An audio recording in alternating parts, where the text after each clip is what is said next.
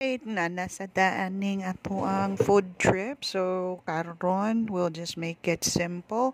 Ang kaning known sa Cebu for pungko-pungko. So in English pa sit down.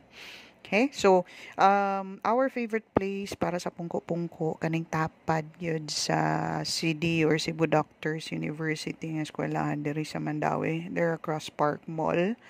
So if makasud mo og straight nga daghan kay tanan og libaong kay bawo mo na mauna na sakto na inyong naabtan. For the jeep, ang number ni sakyan ni 01K moagi gyud ni sila exactly sa area kung asa mo manaog. So naa sa to dire ang isa pod nga ganahan po namo nga katong sa chicken nga biryani. That's dok manok na ato din hidapita on the left side na di ay si dok manok kaning before aning kanay tungod aning conquest kana si dok manok. So probably will feature that sa pohon. But for now ani sa ta diri sa pungko-pungko since this is actually very known diri sa Cebu. So, it's a mixture sa kaning yung mga cardiac delights sa any food that's really good for the heart. Mura yung vitamins para sa heart ba. Okay, so apil na diha ang fried nga kanang ginabot, ang katong best food ani diri no is ang katong ilahang kana bitang kanisa siya cardiac delight sa gyapon kay ni kanang ilahang fried chicken nga kuan kanang neck. So, ang amuang paborito gyud nga pwesto is if you're facing them sila ang ikaduha nga table mo ni si Manang Juliet. Okay, siya gyud na ang suki na mo dugay na kami dire murag before pa pandemic pa mga pila ka tuig pa before pandemic diri na gyud mi they told us nga murag nihinay gyud siya pag after sa pandemic you know na. And then karon if you can see also mga mo ni paborito sa ninamo dinhi kay ang ilang place itself sa pungko-pungko is really organized na kita kanila mga tindera naka uniform pod and then they're also using like hairnets, proper hygiene bago pa sad ni silang pintal dinhi ang ilang area. So for pungko-pungko is always simple. Pero kanig yan ang pinaka-paborito na to. Ang everything that's crunchy, everything that's good for the heart. Kanang nindot, pagkikistan na para vitamins, ganyan para heart na ito ray. Kinabot, ang nakadagi na. And then they also have katong sa crab nila. And then kanina ang dynamite. Dynamite and then of course, di na mawa ang kuano basta magpungko-pungko gani naagyo ng Mountain Dew. Mao gyud nila mi ipares and then kani kana pag-usap na ko ana di man lalim mag-video di ay oy sus nabutang pa na kong sili pertig yung hanga na ingna nga primero pa lang na kong kaon na hurot nang akong Mountain Dew.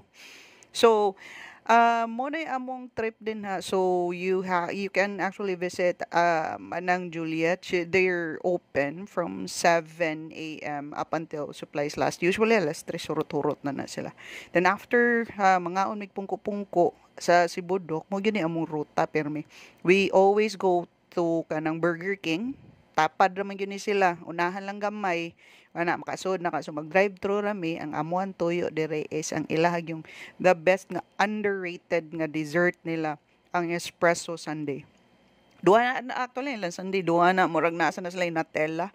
Pero sa una pa yun na siya. Every time na magkanang kuhan mi mag-cardiac delight or magpungko-pungko mi. Adto yun mi padung sa ilahang kaning we always go for their ice cream nga kuan kanang espresso sundae. So they have the espresso shot unya dayon vanilla ice cream. Dili ni siya typical nga kato bitang sundae nimo nya syrup. It's not syrup, ang katog yung espresso nga shot. And see, okay, here you go. If makakita ka, ang ganahan nako diri sa Burger King no, of all the fast food sila pinakalami gyud nga soft serve. Kay murag is piso jud kaya ang ilang soft serve dili siya pinadagan ma-feel gyud nimong granules, kani siya ma-feel gyud nimong creamy. And then what I like about this is since nga liquid siya nya it's coffee. Ang ganabitang ang akong style sa pagkaon is di gina nako i-mix kay ganahan jud ko nga naay bitter sa coffee o ang tamis sa kanang kuan ice cream. See? Ganahan jud kay kuan na. Unya, ang style sa ako ang Paris is lahi pud iya. Ganahan sa siya nga i-mix gyud na niya. Di sa siya ganahan na maka-feel siya pait. So, mura na siya Slurpee. Oh, ha, oh, iya sad na. So, depende ra sad na ninyo unsa, pero this is really one of the underrated nga kanang dessert sa fast food. In which mo ra sige ni pirmi na kung anhiyon diri sa Burger King. Besides that, I also like their burger I mean sa tanang fast food.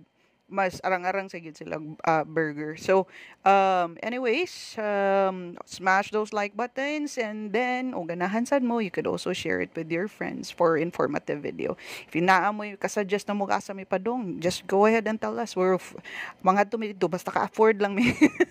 All right. So, all right, thank you so much.